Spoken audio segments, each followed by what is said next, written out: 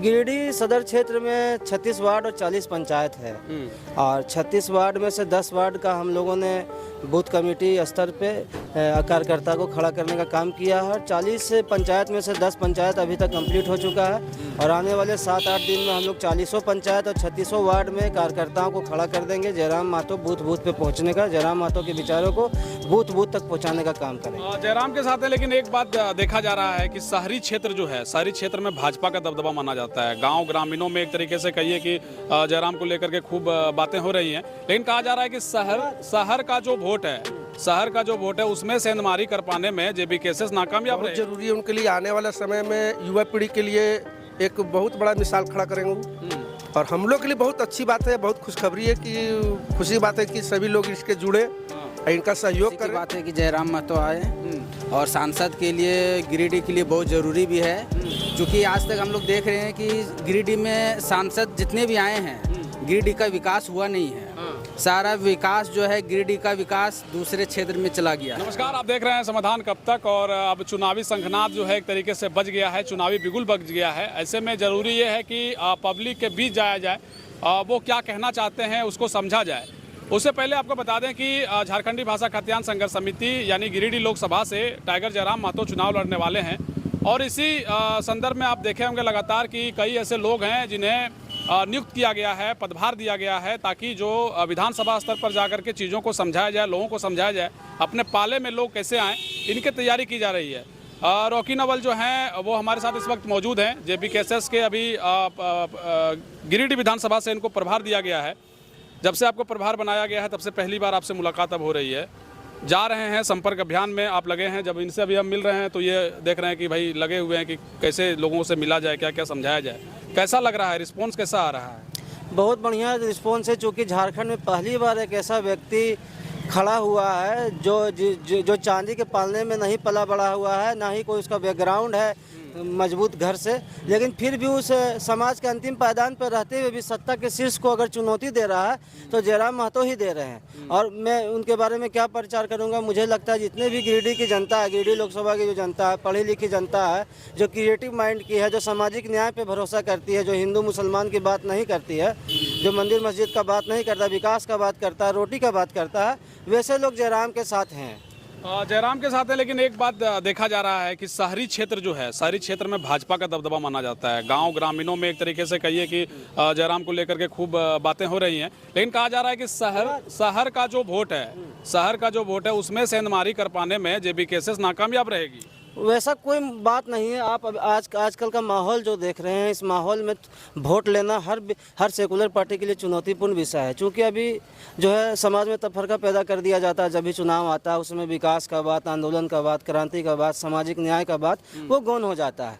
वैसी परिस्थिति पूरे भारत देश में है, लेकिन फिर भी मुझे लगता है कहीं ना कहीं जयराम महतो जी ने जो 2 साल में अपना किरदार को निभाया है, क्रांतिकारी के रूप में जो अपने किरदार को निभाया है, मुझे नहीं लगता कि जब से झारखंड अलग हुआ है 2000 ईस्वी के बाद, 2000 के बाद वैसा कोई लड़का बंदा पैदा हुआ हो जो सामाजिक न्याय की बात करे और जो सत्ता को चुनौती दे, जो लोगों के अंतिम पायदान पर बैठे हुए लोगों के मानसिकता पे छा जाए, और वो ऐसा व्यक्ति जयराम महतो जी हैं।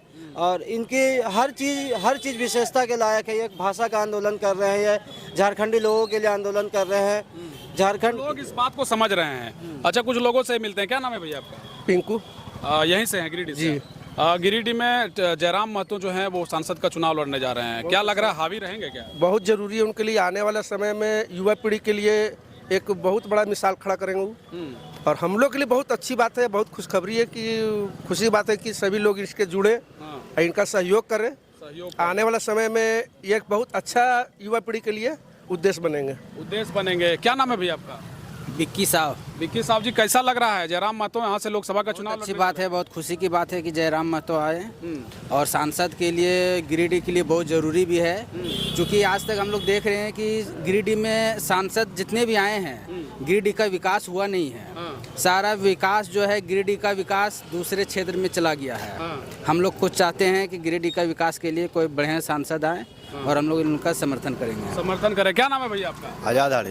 कैसा लग रहा है, जयराम महतो कह रहे हैं यहाँ से चुनाव लड़ेंगे, जीत पाएंगे? जरूर जीत पाएंगे हम। मुझे तो अच्छा लगेगा कि जैसा नेता है मैं तो उनको समर्थन करूँगा जरूर। कि जनसंपर्क अभियान में जब आप निकले हैं तो चीज़ों को देख रहे हैं, भाजपा हावी दिखाई देती है। मंदिर 22 जनवरी के बाद कई चीज़ें बदल गई हैं। बिहार की राजनीति में भी देखिए कई तरह के बदलाव हुए, झारखंड की राजनीति में कई तरह के बदलाव हुए।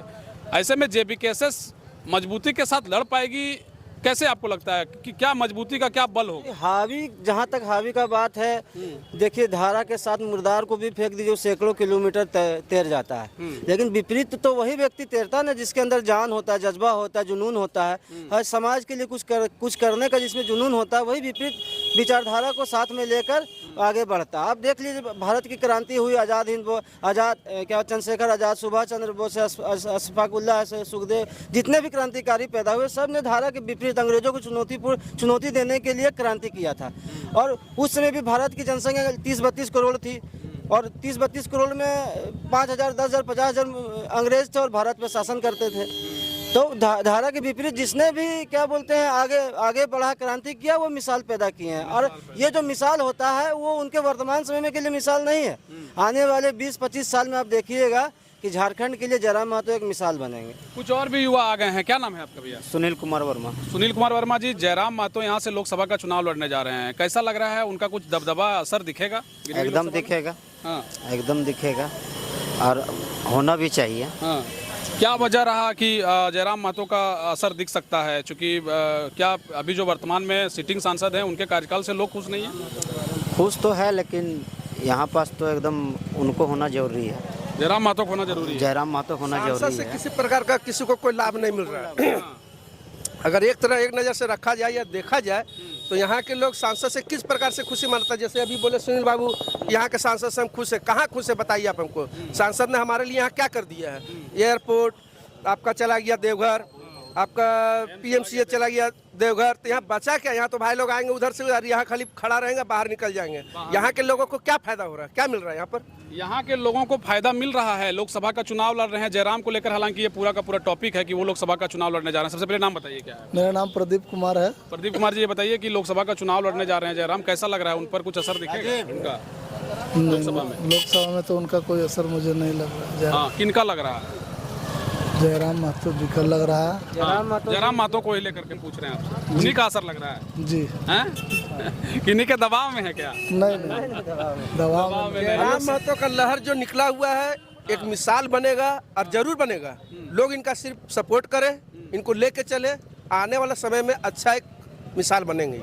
चलिए, अंतिम सवाल आपसे ले लेते हैं। चूंकि आप जनसंपर्क अभियान जब चला रहे हैं, लोगों के बीच जा रहे हैं, क्या किस तरीके से खाका तैयार किया गया है? वार्ड स्तर पर, चूंकि शहर में आपका वार्ड है, वार्ड स्तर पर लोगों को तैयार किया गया है। आप अंदर खाने जो मजबूती का जो खाका है उसको किस तरीके से आपने तैयार किया है? गिरिडीह सदर क्षेत्र में 36 वार्ड और 40 पंचायत है और 36 वार्ड में से 10 वार्ड का हम लोगों ने बूथ कमेटी स्तर पे कार्यकर्ता को खड़ा करने का काम किया है। 40 पंचायत में से 10 पंचायत अभी तक कंप्लीट हो चुका है और आने वाले 7-8 दिन में हम लोग 40 पंचायत और 36 वार्ड में कार्यकर्ताओं को खड़ा कर देंगे। जयराम महतो बूथ पे पहुंचने का, जयराम महतो के विचारों को बूथ तक पहुंचाने का काम करेंगे। तो अभी तक 10 वार्ड में आप लोग कंप्लीट? हाँ, लगभग 10-11 वार्ड भी हो गया है, लेकिन स्तर पे काम चल रहा है। लोगों को प्रेरित किया जा रहा है, इसके पीछे युवा लोग को बताया जा रहा है।